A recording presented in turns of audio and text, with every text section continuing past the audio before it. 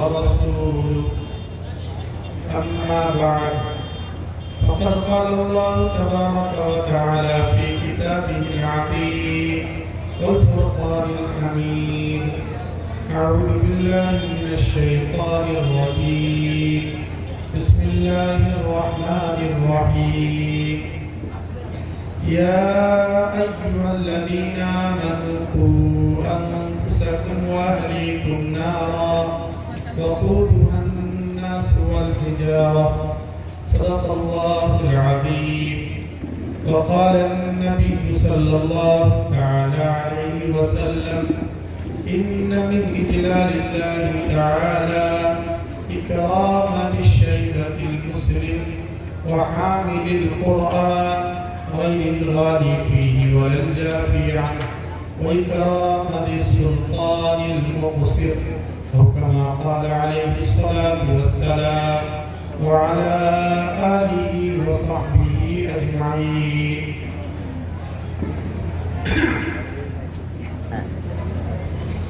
آج کے اس دینی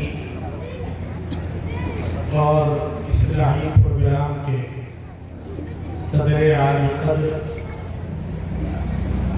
اسٹیج پر تشریف فرما گرامی مرتبت حضرات علماء کرام، معزز سامعین، بزرگوں، دوستوں، دینی بھائیوں، عزیز بچوں اور پردہ نشین مائیں اور بہنیں، بڑی خوشی کی بات ہے کہ آج الحمدللہ دین کی نسبت پر، قرآن مقدس کی نسبت پر آپ حضرات یہاں اکٹھے ہیں۔ مدرسے کا سالانہ پروگرام ہو رہا ہے اور آپ اس لیے بھی یہاں اکٹھے ہوئے ہیں تاکہ کچھ دین کی باتیں، خیر کی باتیں، اچھائی کی باتیں اور اصلاح کی باتیں ہمارے کانوں میں پڑ جائیں، اور جو بھی مسلمان ہوگا اسے ہمیشہ اپنی اصلاح کی، اپنی بہتری کی اور اپنی بھلائی کی فکر ضرور کرنی چاہیے۔ میرے بزرگوں اور دوستوں، یوں تو مسائل بہت ہیں، بہت سے موضوعات ہیں جن پر گفتگو کی ضرورت ہے اور علماء کرام گفتگو کرتے ہیں، لیکن اس وقت خصوصیت کے ساتھ جس چیز کی سب سے زیادہ فکر کرنے کی ضرورت ہے وہ کیا چیز ہے؟ یاد رکھیے، وہ قیمتی دولت ہے جو اللہ تبارک و تعالیٰ نے ہم کو اور آپ کو ایمان کی شکل میں عطا کی۔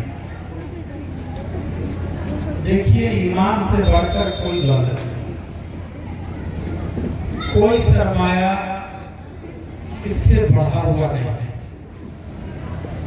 اس لیے ہم سب کو سب سے زیادہ اس کی فکر کرنی چاہیے کہ ہمارا بھی ایمان باقی رہے اور ہماری نسلوں کا بھی ایمان محفوظ رہے۔ اگر ایمان ہے تو امیدیں ہیں، ایمان نہیں ہے تو پھر امیدیں بھی ختم ہو جاتی ہیں۔ ایک آدمی دنیا میں بہت اچھے کام کرتا ہے، غریبوں کی سیوا کرتا ہے، لوگوں کے کام آتا ہے، مذہب اور دھرم بھی نہیں دیکھتا، سب کے لیے کھڑا رہتا ہے۔ رات میں اگر کوئی اس کے گھر چلا جائے، بستر چھوڑ کر اس کا ساتھ دینے کے لیے بھی تیار ہو جائے۔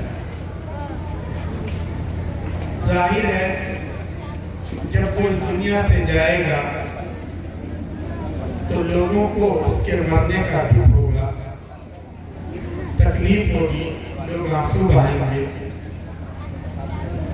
لیکن مسئلہ یہ ہے کہ اتنی اچھائیوں کے باوجود بھی، لوگوں کی سیوا اور خدمت کے جذبے کے باوجود بھی اس کے پاس ایمان نہیں، اس کا سینہ ایمان کی روشنی سے خالی ہے، تو کیا ہوگا؟ جب وہ اس دنیا سے جائے گا، لوگ آنسو بہائیں گے، اس کا ذکر کریں گے، چوک چوراہے پر اس کے نام کا پتھر بھی لگا دیں گے، سب کچھ ہوگا، لیکن جب وہ اس دنیا میں پہنچے گا تو اسے جہنم کی دہکتی ہوئی آگ کے سوا کچھ نہیں ملے، کیونکہ اس کے پاس ایمان نہیں تھا۔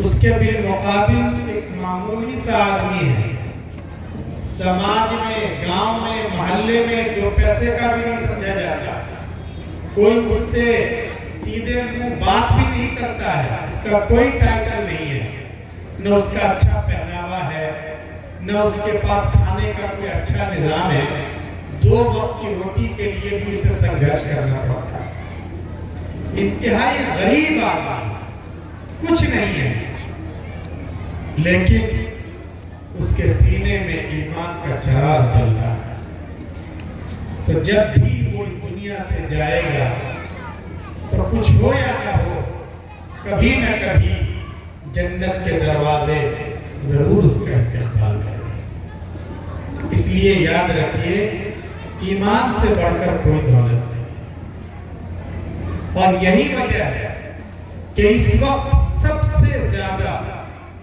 ہمارے ایمان کو ٹارگٹ کیا جا رہا ہے، ہماری نسلوں کو ایمان سے محروم کرنے کی سازشیں ہو رہی ہیں، اور یہ ہونا ہے۔ آئندہ ان چیزوں میں آپ تیزی دیکھیں گے، کیوں؟ اس لیے کہ خود آقا سرور کائنات فخر موجودات صلی اللہ علیہ وسلم نے ارشاد فرما رکھا ہے کہ دیکھو، جب قیامت قریب آئے گی، فتنوں کا زمانہ ہوگا، تو آدمی کے لیے اپنے ایمان پر، اپنے دین پر اور مذہب پر جمنا آسان نہیں ہوگا۔ بخاری شریف کی روایت ہے، یصبح الرجل مؤمنا ویمسی کافرا، صبح کو آدمی اچھا خاصا مسلمان ہے، شام ہوتے ہوتے کسی لالچ میں یا ڈر کے مارے وہ اپنے دھرم کو ہی چھوڑ دے، شام کو اچھا خاصا مسلمان ہے، صبح ہوتے ہوتے اپنے دھرم کو وہ بدل چکا ہو۔ ایسا زمانہ آئے گا، پیارے آقا صلی اللہ علیہ وسلم نے یہ پیشین گوئی فرما رکھی ہے۔ چنانچہ اگر آپ آنکھ کھول کر دیکھیں گے تو آپ کو محسوس ہوگا کہ اس طرح کے خدشات یہ ہمارے دروازے پر دستک دے رہے ہیں، اور ہمیں آنکھیں کھول کے رکھنے کی ضرورت ہے۔ لوگ تھوڑے سے فائدے کے لیے اور اب نہ جانے کیسی کیسی حرکتیں کر بیٹھتے ہیں۔ شہروں میں ماحول اتنا خراب ہو جاتا ہے کہ ہمارے جوان بچے جب وہ اپنے ماں باپ سے الگ ہوتے ہیں، جوان بچیاں جب وہ پروفیشنل کورسز کے لیے وہ کوچنگ سینٹر جوائن کرتی ہیں، آزاد ماحول ملتا ہے، ماں باپ کی آنکھوں سے دور ہو جاتی ہیں، کسی سینٹر سے رجوع کرتی ہیں، وہاں مخلوط نظام تعلیم ہوتا ہے، رہتے رہتے نوجوانوں سے یارانہ ہو جاتا ہے، کسی سے بھی دوستی ہو جاتی ہے، پھر ایک وقت ایسا آتا ہے کہ انہیں اپنے مذہب کی اور دھرم کی کوئی پرواہ نہیں، اپنے خاندان اور برادری کی عزت کی کوئی پرواہ نہیں ہوتی۔ عشق کا، محبت کا ایسا بھوت سوار ہوتا ہے کہ وہ دھڑلے سے کسی غیر کے ساتھ پھیرے لگانے پر تیار ہو جاتے ہیں۔ یہ صورتحال تیزی کے ساتھ اب پیدا ہوتی جا رہی ہے، کیونکہ آقا صلی اللہ علیہ وسلم نے فرما رکھا ہے کہ ایسا زمانہ آئے گا کہ لوگوں کا اپنے ایمان پر جمنا اتنا آسان نہیں ہے۔ اس لیے یاد رکھیے، اگر ہمارے جوان بچے، اگر ہماری بچیاں اگر دین کو ہی پیچھے چھوڑ دیں تو ایسی اولاد کس کام کی؟ اس لیے اپنے بچوں پر نظر رکھنی ہے، اپنے نسلوں کے دین، ایمان اور عقیدے کی حفاظت کی فکر کرنی ہے۔ یاد رکھیے، اعمال میں کمی اور کوتاہی ہو سکتا ہے کہ اسے معاف کر دیا جائے۔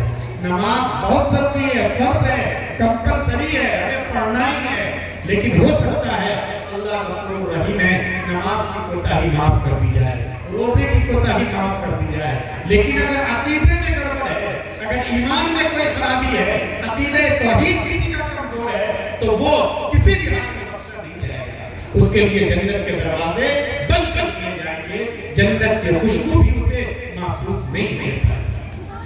اس لیے سب سے زیادہ اس کی فکر کرنے کی ضرورت ہے کہ ہمارے بچے کدھر جا رہے ہیں۔ نئی تعلیم کی وجہ سے، نئی تعلیمی پالیسی کی وجہ سے اگر ہماری اولاد اچھے ماحول میں رہنے کی وجہ سے ٹھیک ہے، ان کے چہرے پر داڑھیاں بھی ہیں، ٹوپی بھی پہنتے ہیں، جمعہ کو نماز پڑھنے بھی چلے جاتے ہیں، لیکن اسکول کالج کے ماحول کی وجہ سے ان کے دل میں اور دماغ میں اسلام کے خلاف بغاوت کے جراثیم پیدا کر دیے جاتے ہیں۔ وہ کالج کر رہے ہیں، جماعت میں بھی وقت لگا رہے ہیں، لیکن ان کو قرآن کریم پر اعتماد نہیں ہے کہ 1400 سال پہلے جو ایک ہدایت کا نسخہ آیا تھا، کیا ابھی تک وہی چلتا رہے گا؟ اس کے لیٹسٹ ایڈیشن کی ضرورت نہیں ہے۔ اسلام کا جو نظام میراث ہے وہ ان کی سمجھ میں نہیں آتا، پرسنل اللہ انہیں سمجھ میں نہیں آتا، نماز سمجھ میں نہیں آتی۔ یاد رکھیے، جیسے آدمی کافر اور مرتد ہوتا ہے زبان سے کہنے کی وجہ سے، اسی طریقے سے اگر دماغ میں اسلام کے خلاف بغاوت پیدا ہو جائے تو اپنے ذہن کے اعتبار سے اور فکر کے اعتبار سے بھی وہ مرتد ہو جاتا ہے اور مسلمان نہیں رہتا۔ تو آخر اس کی فکر کون کرے گا؟ اس لیے بہت زیادہ اہتمام ضرورت ہے کہ ہم اپنے بچوں کی فکر کریں، ہم اپنے نسلوں کے ایمان کی حفاظت کی فکر کریں۔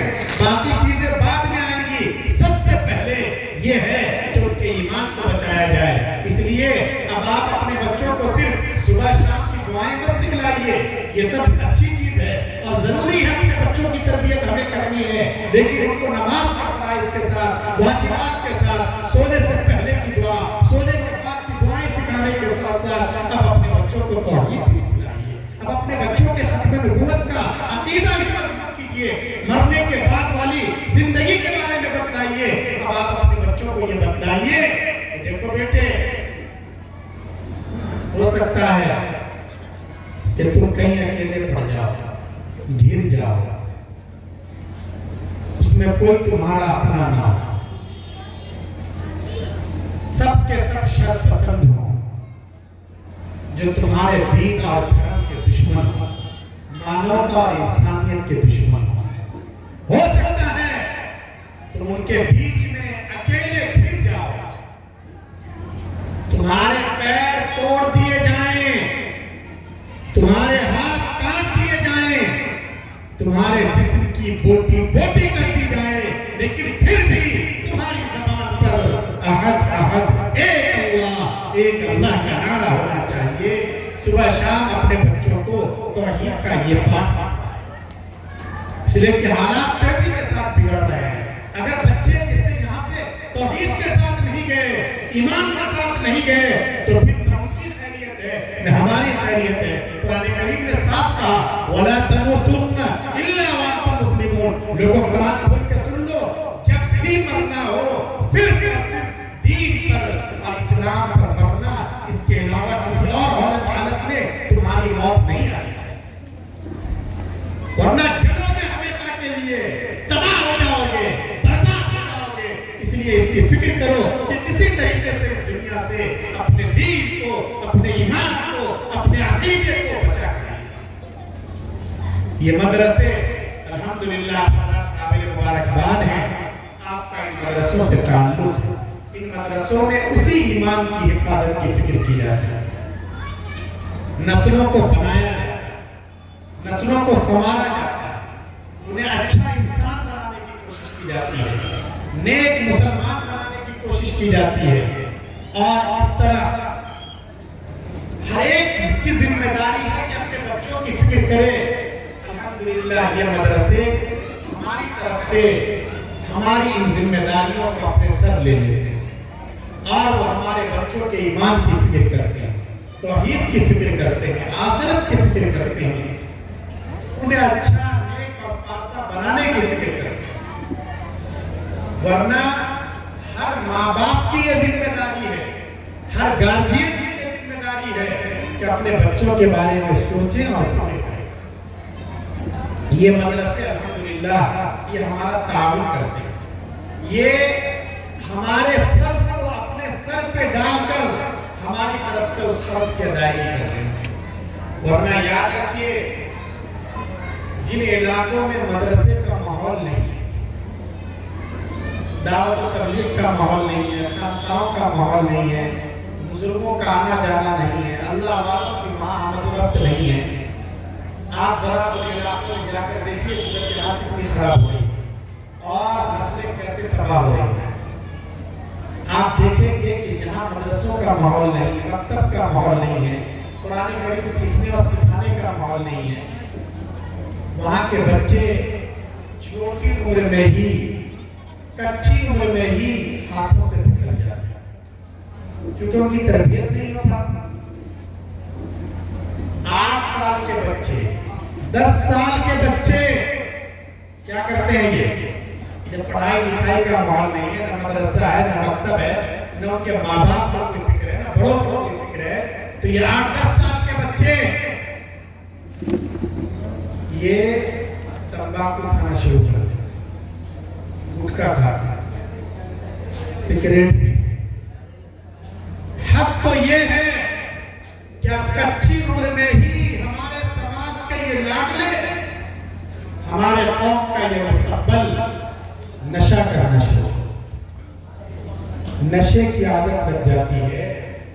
ہر جرم ہے جرم، الخمر جرما والإثم، لوگوں یاد رکھو شراب گناہوں کی جڑ ہے، جڑ،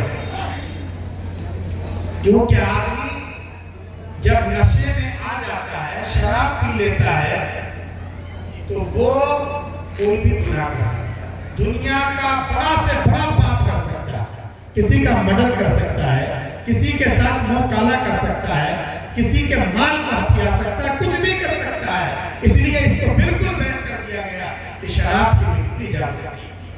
حدیث پاک میں جب آدمی پی لیتا ہے، نشے میں ہوتا ہے، تو اس کے سینے سے ایمان کو چھین لیا جاتا ہے، اس حالت میں وہ مسلمان ہی نہیں رہتا۔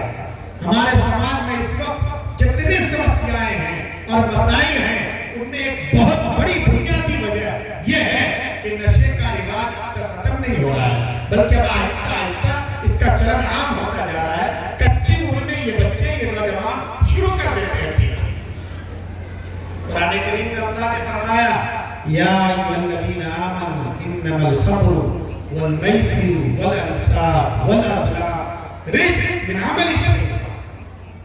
اے ایمان والو یاد رکھو، یہ جو خمر ہے، خمر عربی میں شراب کو خمر کہتے ہیں، اور یہ جوا، سٹے بازی، یہ فال کے تیر، رجس یہ گندی چیز ہے۔ شراب بالکل گندی چیز ہے، باطنی اعتبار سے بھی، ظاہری اعتبار سے بھی۔ شراب پینا، پیشاب پینا گناہ کے اعتبار سے دونوں برابر ہے۔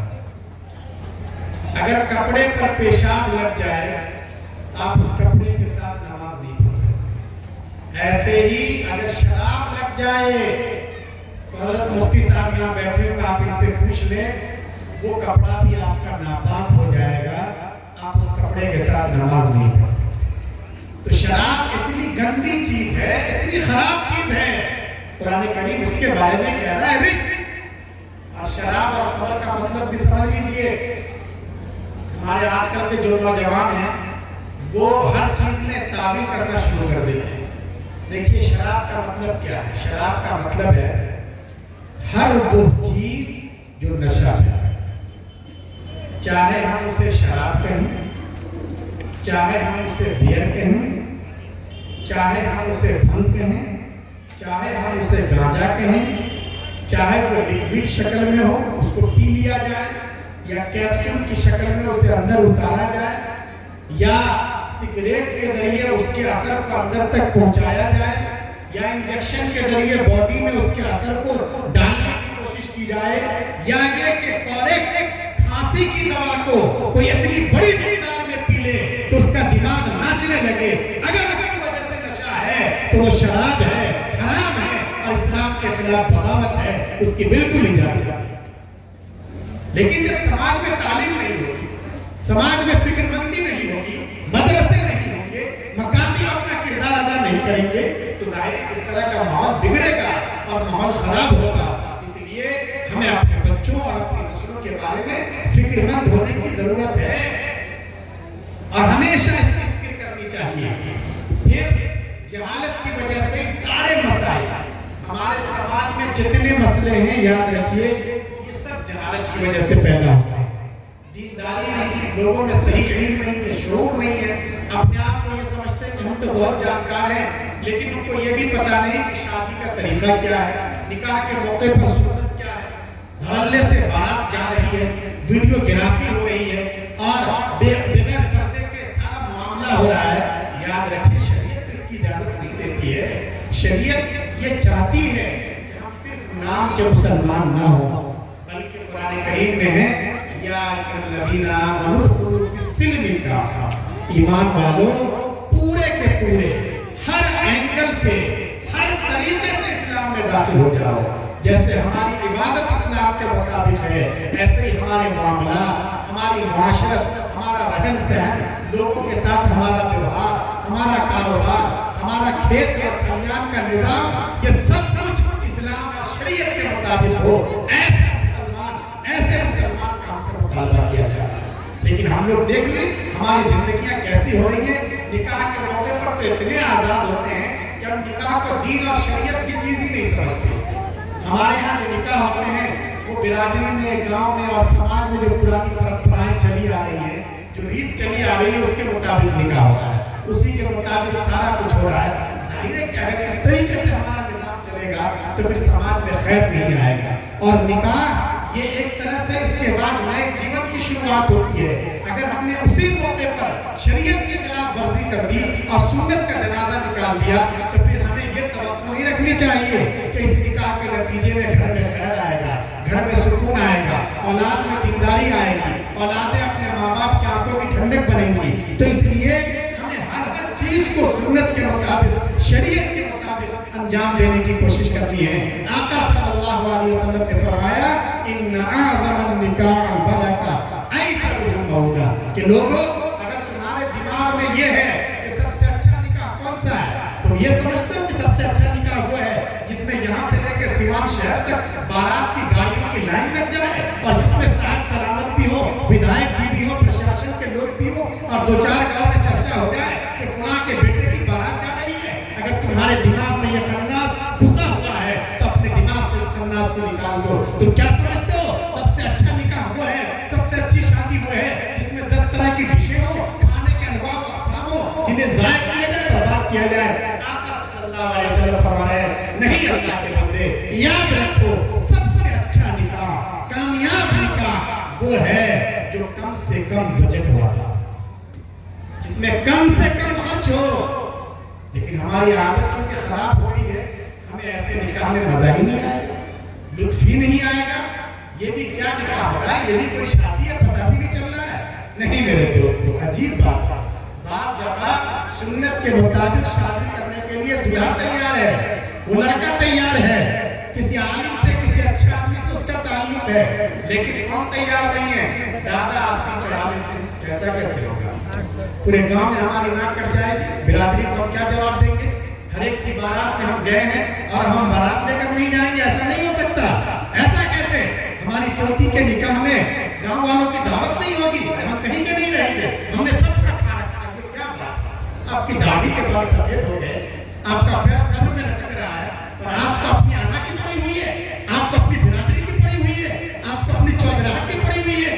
یاد رکھیے اللہ تعالیٰ کے یہاں جواب دینے کے لیے تیار ہو جائیے. اس لیے خدا کے واسطے اس وقت کے آنے سے پہلے اپنی زندگی کو سدھارنے کی کوشش کیجیے, فکر کیجیے. اور دیکھیے اللہ نے شریعت میں بھی بڑی برکت رکھی, سنت پر عمل کرنے میں بھی بڑا مزہ ہے. لوگوں دین پر عمل کر کے دیکھو, مزہ آئے گا. اس میں ہم لوگ کیا سوچتے ہیں کہ صرف سونے میں مزہ ہے. آج کل ٹھنڈی کا موسم ہے, 2 بجے 1 بجے اگر کوئی اٹھا دے کتنا غصہ آتا ہے, کتنی تکلیف ہوتی ہے کہ ہماری نیند خراب ہو. لیکن نوجوانوں میری بات مان لو, کم از کم تجربے کے طور پر ایک دن 2 بجے اٹھ کے دیکھو, جاگو. ٹھنڈی کا موسم ہے, گرم پانی نہیں ہے, ٹھنڈے پانی سے वुज़ू कर लो, मुसल्ला बिछाओ, 2 रकात नमाज पढ़ो, अल्लाह के सामने राज और न्याज की बातें करो, आंसू बहाओ, अपने गुनाहों को याद करो। इतना मजा आएगा जितना मजा जिंदगी में कभी नहीं आया। अफसोस होगा कि लोग इतने सुनहरे वक्त में अल्लाह की इबादत को छोड़कर सो रहे। लोग कैसे बदकिस्मत हैं, लोग कैसे मुवक्फल हैं। इसलिए सिर्फ सोने में मजा नहीं है, सिर्फ डीजे बजाने में मजा नहीं है, सिर्फ पटाखे फोड़ने में मजा नहीं है, सिर्फ लंबी चौड़ी बारात ले जाकर कर्ज के बोझ तले दब जाने में मजा नहीं है, बल्कि सुन्नत और शरीयत के मुताबिक आप निकाह कीजिए। आका सल्लल्लाहु अलैहि वसल्लम की सुन्नत पर अमल करके देखिए उसके भी कितना मजा आता है। आपका ज़मीर मुतमईन होगा, आप पर कर्ज का बोझ नहीं पड़ेगा, आपको इत्मीनान होगा कि मैंने अपने आका सल्लल्लाहु अलैहि वसल्लम की बात मानकर इस काम का अंजाम दिया है। तो इसलिए बच्चों के खातिर ये सब काम करने चाहिए। हमें अपनी जिंदगी का जायजा लेना चाहिए, मुहासबा करना चाहिए, ताकि हमारे बच्चों में भी नेकी आए, हमारे बच्चों में भी तकवा आए, हमारे बच्चों में भी अल्लाह का खौफ आए। सब लोग फिक्र करेंगे इंशाअल्लाह। पीछे भी आवाज जा रही है, जो लोग माटी में लगा के बैठे वो भी सुन रहे हैं, पीछे आवाज जा रही है। तो सबको अपने अपने बच्चों की फिक्र करना है कि हमारे बच्चे नेक बने। फिक्र करेंगे इंशाअल्लाह। ये नहीं कहा जा रहा कि आप सब अपने बच्चों को मदरसे में दाखिल कर दें, हम कभी ये नहीं कहते। ये नहीं कहते हम कि सब अपने बच्चों को हाफिज़ कुरानी बना लीजिए, सब अपने बच्चों को आलिम दीनी बना दें, मुफ्ती शरई नहीं बना दें।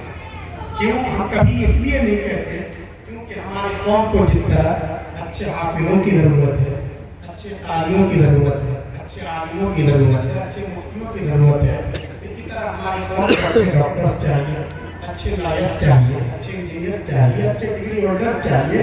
लेकिन हम जो बात आपसे कहना चाहते हैं वो ये कि आपका बच्चा कुछ भी हो, चाहे वो बिजनेसमैन हो, चाहे वो गल्फ में जाकर लाख रुपए की मुलाजमत करता हो, चाहे वो डॉक्टर बने, कुछ भी बने, लेकिन उसके दिल में और दिमाग में ये बात बिठा दीजिए कि पहले और आखिरी नंबर पर सिर्फ और सिर्फ मोहम्मद अरबी सल्लल्लाहु अलैहि वसल्लम का गुलाम है, और यही उसकी सबसे बड़ी पहचान है। उसको मुसलमान बनाइए। तो इसलिए अपने बच्चों को नेक बनाने की फिक्र करना यह हर एक की जिम्मेदारी है, हर एक को सोचना चाहिए।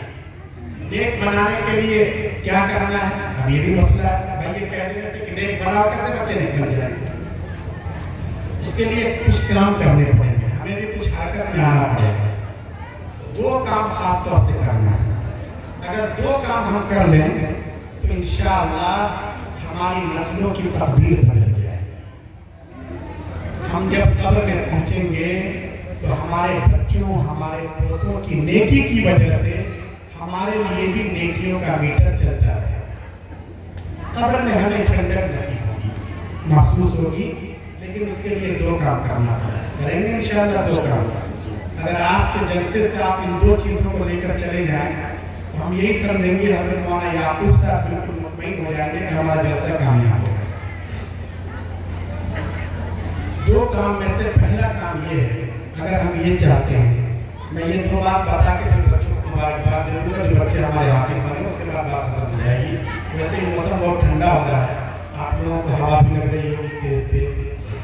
मौलाना ने तो बहुत लंबा चौड़ा मोटा झोटा पहन रखा है, सबके पास तो इस तरह का है नहीं। 2 काम में से एक काम तो ये है कि हम लोग अगर अपने बच्चों को नेक बनाना चाहते हैं तो इस बात की फिक्र कर लें, सोच लें कि हमारे बच्चों के पेट में जो ग़िज़ा जा रही है, जो लुक़मा जा रहा है, जो खाना जा रहा है, वो बिल्कुल हलाल हो, पाकीज़ा हो, साफ सुथरा, शुद्ध वाला माल, सूद के पैसे का ना, हराम माल का ना। क्यों? इसलिए कि याद रखिए, अगर हराम माल से, सूद के पैसे से, नाजायज पैसे से हमारे बच्चों की परवरिश होती है, उनका जिस्म बनता है, उनका खून बनता है, तो वो जहन्नम का ईंधन बन सकते हैं, हमारी और आपकी आंखों की ठंडक नहीं हो सकती। لیے سب سے پہلے اپنی انکم کے سورسز کو دیکھیے، آمدنی کے ذرائع کو دیکھیے کہ پیسہ کہاں سے آ رہا ہے، جائز طریقے سے آ رہا ہے یا ناجائز طریقے سے آ رہا ہے۔ کہیں ایسا تو نہیں کہ ہم نے بلا وجہ بینک سے لون لے لیا، انشورنس کی غلط قسم کی پالیسیاں خرید لی ہیں، کہیں ایسا تو نہیں کہ کسی کے بہکاوے میں آ کر ڈاکخانے میں یا بینک میں یا انشورنس کی کسی کمپنی میں ہم نے فکس ڈپوزٹ تو نہیں کروا دیا ہے۔ یاد رکھیے سود ہے، حرام ہے، سود کی کوئی شکل جائز نہیں۔ اگر اس میں ذرہ برابر بھی کوئی گنجائش ہوتی تو علماء آپ کو ضرور بتلاتے ہیں، وہ تو اسی کے لیے بیٹھے آپ کو بتلاتے کہ بھائی اگر 1% 2% ہو تو جائز ہے، لیکن بالکل جائز نہیں ہے۔ ہم یہ نہ سمجھیں کہ گورنمنٹ جو ہے 1% سود لے رہی ہے صرف، تو ہم گورنمنٹ کی کرپا سمجھ کر اس کے لیے بینک کے آگے لائن لگا دیتے ہیں۔ یاد رکھیے سود ہے، حرام ہے، چاہے وہ 1% ہو اس میں یا 2% ہو، بالکل اس کی اجازت ہے۔ اور اجازت کی بات آپ کر رہے ہیں، آپ کو معلوم ہے حدیث پاک میں لکھ سکتے ہیں کہ جو شخص سود لیتا ہے، کھاتا ہے، سود کا ادنا درجہ ایسا ہے جیسے اپنی ماں کے ساتھ زنا کرنا۔ یہ خراب چیز ہے، یہ اتنا بڑا پاپ ہے۔ جو سود لیتا ہے، جو دیتا ہے، جو بیاج کے لین دین میں گواہ اور ایجنٹ کی حیثیت سے اس فارم پر سگنیچر کرتا ہے، حدیث پاک میں ہے ان سب پر اللہ کی لعنت ہے، اور کل قیامت کے دن ان سب کی گردن ناپی جائے گی۔ اس لیے اللہ نے صاف کر دیا احل اللہ البیع وحرم الربا۔ لوگوں یاد رکھو، اللہ نے کاروبار کی اجازت دی ہے، ارے بزنس کرو، کپڑے کی دکان لگاؤ، دوسرا کوئی کاروبار اٹھاؤ، کھیت ہے، کھلیان ہے، کہیں گلف میں چلے جاؤ، دلی جاؤ، بمبئی جاؤ، کچھ نہیں ہے، کسی کارخانے میں کام کرو، کچھ نہیں ہے اگر تو کسی گلی میں سڑی ہوئی سبزیاں ہی بیچ کر صحیح، معمولی سبزیاں بیچ کر اپنے بچوں کا پیٹ پالو، سب کی اجازت ہے۔ وحرم الربا، لیکن یاد رکھو اللہ نے سود کو بالکل بین کر دیا ہے، اس کی بالکل اجازت ہے۔ اس لیے ہم سب کو واضح سمجھنا چاہیے کہ یہ کتنا بڑا پاپ، کتنا بڑا گناہ ہے۔ یمحق اللہ الربا ویربی الصدقات۔ کوئی یہ نہ سوچے کہ ایک مرتبہ میں سود لے کر کاروبار کرتا ہوں یا اپنے قرض کو ادا کر دوں گا پھر میں آگے بڑھتا رہوں گا، ایسا نہیں ہوتا۔ سود کا انجام ہمیشہ برا ہوتا ہے، دنیا میں بھی تباہی آتی ہے، آدمی پھنستا ہے تو پھنسا ہی رہ جاتا ہے، اور آخرت میں تو تباہی ہے۔ اس لیے اس سے اپنے آپ کو، اپنے بچوں کو بچانا بہت ضروری ہے۔ ہمیں اپنے بچوں پر دیا آنا چاہیے، ہمیں اپنے بچوں پر رحم آنا چاہیے۔ یہ چھوٹے چھوٹے بچے، ان کے پیٹ میں ابھی سے اگر سود کا پیسہ چلا گیا، حرام پیسہ چلا گیا، تو بڑے ہو کر یہ کیا ہوگا؟ یہی تو کرائم تو کریں گے نا، یہ سماج اور معاشرے کے لیے مسائل پیدا کریں گے۔ آپ بوڑھے ہو جائیں گے، بڑھاپے میں آپ پھنسیں گے، لیکن آپ کا یہ بیٹا محبت کا ایک بول بولنے کے لیے تیار نہیں ہوگا، کیونکہ آپ نے اس کی پرورش کی حرام آنے وقت میں آپ کا کام نہیں آئے گا۔ اس لیے بہت زیادہ اس بات کی فکر کرنے کی ضرورت ہے کہ سود کی لعنت سے کیسے ہمیں اپنے معاشرے کو بچائیں۔ میں ظاہر ہے کہ یوپی سے آتا ہوں اس وقت، وہاں ہم نے بہت سے دیہاتوں کے بارے میں یہ سنا کہ یہ جو کمپنیوں کے ایجنٹ ہیں وہ گاؤں گاؤں جاتے ہیں اور صرف مہیلاؤں کے نام پر، عورتوں کے نام پر وہ سودی قرضے دیتی ہیں یہ کمپنیاں، اور ہماری ماں اور بہنوں کو بھی پتہ نہیں کیا ہو گیا ہے، وہ اس طرح کے سودی قرض لینے پر تیار ہو جاتی ہیں۔ ایسا لگتا ہے کہ ان کے شوہروں کے اور ان کے گارجین کے آگے میں پردہ پڑ گیا ہے، اور اس طرح یہ حرام مال، اللہ کے غضب کو دعوت دینے والا یہ مال ہمارے بیٹوں تک پہنچ رہا ہے۔ یاد رکھیے، اگر ہم اللہ کی ایسی کھلے عام نافرمانی کریں گے، ہمارے سماج میں اگر سود کا رواج ہوگا، بیاہ کا چلن ہوگا، تو پھر کہاں سے اللہ کی رحمت نازل ہوگی؟ اس لیے ہمیں اللہ کے غضب کو دعوت نہیں دینا چاہیے، ان چیزوں سے توبہ کرنا چاہیے۔ اور اللہ کی طرف متوجہ ہونا چاہیے. دیکھیے بہت سے لوگ جب اس طرح کی تقریر کی جاتی ہے تو یہ کہتے ہیں کہ مولانا لوگ تو مدرسے میں رہتے ہیں، ان کو کیا پتا کہ کاروبار آج کل آپ بغیر سود کے کھڑا ہی نہیں کر سکتے. اگر آپ کو کچھ کام کرنا ہے تو آپ کو لون لینا ہی پڑتا ہے بینک سے. اور بہت سے لوگ بیچارے مالی اعتبار سے کمزور ہوتے ہیں، اپنی بچی کی شادی کے لیے انہوں نے فکس ڈپوزٹ کروا رکھا ہے. اب وہ تقریر سن کر کیسے چھوڑے؟ وہ یہ سمجھتے ہیں کہ مولانا لوگوں کو حالات کا علم نہیں ہے، اس لیے یہ تقریر کر کے اور فضائل احادیث سنا کر چلے جاتے ہیں. میرے دوستوں اور بزرگوں، دیکھیے جو سماج کی سمسیائیں ہیں، ایسا نہیں ہے کہ ہم لوگوں کو اس کا علم نہیں ہے. یہ جو علماء ہیں، مفتیان کرام ہیں، یہ بھی سماج میں ہی رہتے ہیں، یہ آپ ہی کے اسی سماج کا حصہ ہے. یہ سمجھتے ضرور ہیں، لیکن سود ہے ہی اتنی بری چیز کہ اس کے سلسلے میں کوئی کمپرومائز نہیں ہو سکتا. البتہ اللہ تبارک و تعالیٰ کے ایک وعدے کو یاد رکھیں. اللہ نے ایک وعدہ کیا ہے. اللہ تبارک و تعالیٰ کو ہمارے احوال کا زیادہ ہے. اللہ نے یہ فرمایا ہے کہ دیکھو، اگر کوئی اللہ سے ڈرے گا، اللہ سے خوف کھائے گا، اللہ سے ڈر کر، اللہ سے خوف کھا کر اگر وہ گناہ کے راستے کو چھوڑنا چاہے، بھائی ہم نے فکس کروایا تھا 1 لاکھ روپے، ہمیں 3 لاکھ روپے ہم نہیں لیں گے، بس ہمارا 1 لاکھ ہے، ہمیں تو وہی چاہیے. اگر وہ اللہ کے خوف کی وجہ سے گناہوں سے بچنا چاہے گا، سودی چیزوں کو چھوڑ دے گا، اللہ نے فرمایا یہ جعل لہ مخرجا، یہ اللہ کا وعدہ ہے کہ اللہ اس کے لیے راستہ نکالے گا. اور اللہ نے آگے فرمایا وَيَرْزُقْهُ مِنْ حَيْثُ لَا يَحْتَسِبُ. میرے بندوں تم کیوں گھبراتے ہو؟ خزانے دولت کے تو ہمارے پاس ہیں، ساری دولت کے مالک تو ہم ہیں. ہم تم کو ایسی جگہ سے دولت دیں گے جہاں تمہارا دماغ بھی نہیں گیا ہوگا، لیکن کم از کم ایک مرتبہ ہمارے وعدے پر یقین کر کے تو دیکھو. اس لیے خدا کے واسطے اللہ کے خوف کی وجہ سے توبہ کر لیجئے. دیکھیے اللہ کیسے راہ کھولتے ہیں.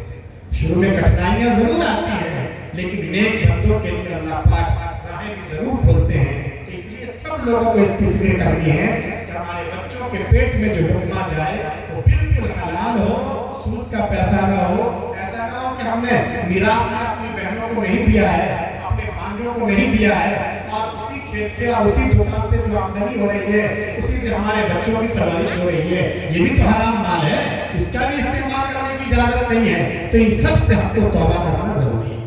بھائی سب لوگ توبہ کریں گے انشاءاللہ؟ توبہ کریں گے. اتنی آسانی سے توبہ کی بھی توفیق نہیں ہوتی ہے. اس کے لیے آدمی کے اندر تڑپ ہونی چاہیے، اس کے لیے دل بردہ دکھانا پڑتا ہے. بہرحال ایک کام تو یہ کریں. دوسرا، اگر ہم یہ چاہتے ہیں کہ ہمارے بچے نیک بنیں تو ہمیں یہ کرنا ہے کہ ہم خود نیک بن جائیں. ارے کیا کرنا ہوگا؟ کیا کرنا ہوگا؟ خود نیک بننا ہوگا. دیکھیے ماں باپ کی نیکی کا اثر بچوں پہ پڑتا ہے، ماں باپ کی برائی کا اثر بچوں پہ پڑتا ہے. ہم یہ نہ سوچیں، کوئی باپ کیا سوچتے ہیں کہ ٹھیک ہے ہم گناہ کرتے ہیں. کیا گناہ کرتے ہیں؟ رات کو موبائل پر فلمیں دیکھتے ہیں، ادھر ادھر کی ننگی تصویریں دیکھتے ہیں، ایسے ایپ استعمال کرتے ہیں جو جوا اور سٹے بازی کے کام آتا ہے. لیکن ہم اس وقت کرتے ہیں جب ہمارے لاڈلے سو جاتے ہیں. گھر والے سب سوتے رہتے ہیں، کسی کو آتا پتہ نہیں ہوتا. اس لیے ہمارے بچوں پہ اس کا کوئی اثر نہیں ہوتا. بہت سے لوگ یہ سمجھتے ہیں کہ ٹھیک ہے ہم پاپ کرتے ہیں، ہم نشہ کرتے ہیں، ہم جو ہے پینے کھانے کا ہمارا معمول ہے اس طرح غلط انداز سے، لیکن یہاں نہیں کرتے. ہم کبھی کسی دوسرے شہر جاتے ہیں، کبھی کلکتہ چلے جاتے ہیں، کبھی بمبئی یا دہلی جانا ہوتا ہے تب ہم پیتے ہیں. اس لیے ہمارے بچوں پہ اس کا اثر نہیں ہوگا. ہم جوا اور سٹے بازی کے راستے پر ضرور ہیں، لاٹری کا ٹکٹ خریدتے ہیں، لیکن یہاں ہم نہیں خریدتے کبھی بھی. جب دبئی میں ہوتے ہیں تبھی خریدتے ہیں. تو اس لیے ہمارے بچوں پہ اس کا اثر نہیں پڑے. نہیں میرے دوستو، یہ ہماری بھول ہے. باپ کوئی بھی پاپ کرے، چاہے وہ رات کے اندھیرے میں کرے یا دن کے اجالے میں کرے، یہاں کرے یا وہاں کرے، اس کا اثر اس کے لاڈلے پر ضرور پڑتا ہے.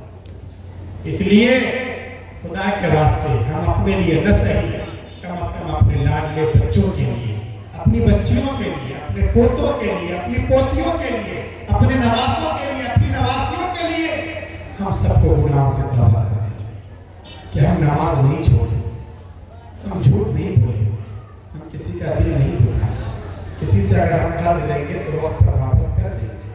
क्यों? इसलिए कि अगर हम पाप को छोड़ेंगे, गुनाहों से अपने आप को बचाएंगे, नेकी की राह पर चलेंगे, तो उसकी बरकत से अल्लाह हमारी औलाद को भी आबाद रखेंगे, अल्लाह हमारी नस्लों को भी जिंदा रखेंगे। तो इसलिए अपने लिए न सही कम से कम अपने लाडलों के लिए हम सबको गुनाह को छोड़ने की जरूरत है और सभी को इसकी फिक्र करनी चाहिए। बाप के किरदार का भी असर होता है, माँ के किरदार का भी बहुत ज्यादा असर होता है। माँ ये समझती है कि अभी तो बच्चा पेट में या छाती से दूध पी रहा है, इसलिए वो भी मोबाइल चला रही है, वो भी मियां बीवी का आपस में झगड़ा हो रहा है, हो रही है, बिना पर्दे के शॉपिंग के लिए यहाँ वहाँ वो घूम रही है। याद रखिए उस वक्त भी बच्चे पर माँ के किरदार का असर पड़ता है। इसलिए इन हालात में माँ को बहुत ज्यादा ख्याल रखने की जरूरत है। उसे झूठ नहीं बोलना है, उसे अब अपने शौहर के साथ लड़ाई झगड़ा नहीं करना है, हर वक्त उसे तस्लीम करना है, गुनाहों से बचना है, हराम से बचना है। वरना याद रखिए अगर ये माएँ गुनाहों से नहीं बचती हैं तो गुनहगार माओं की कोख से जो बच्चे जन्म लेते हैं और उसकी गोद में जो बच्चे पलते हैं, बढ़ते हैं, वो आमतौर से शैतान होते हैं, अच्छे इंसान नहीं होते। इसलिए माओ को भी अपनी जिम्मेदारी समझने की जरूरत है, बाप को भी अपनी जिम्मेदारी समझने की जरूरत है। अगर दोनों अपनी जिम्मेदारी को समझेंगे तो बच्चे नेक बनते हैं। माशाअल्लाह हमारा काबिल मुबारकबाद है, आप अपने बच्चों को नेक बनाना चाहते हैं, इसलिए आपने इन मदरसों के हवाले अपने बच्चों को किया है। आपके बच्चे हाफिज़ कुरान बन रहे हैं, आपके बच्चे दीनदार बन रहे हैं, ये आपके लिए आखिरत में उम्मीद की किरण बनकर सामने आएंगे। इसलिए आप सभी हजरात का जज्बा और हौसला और ज्यादा होना चाहिए। बहरहाल सबको फिक्र करने की जरूरत है। अब मैं आखिर में अपने ये जो हमारे अजीज बच्चे हैं इनको कुछ मुबारकबादी के कलिमात देकर अपनी बात खत्म कर रहा हूँ।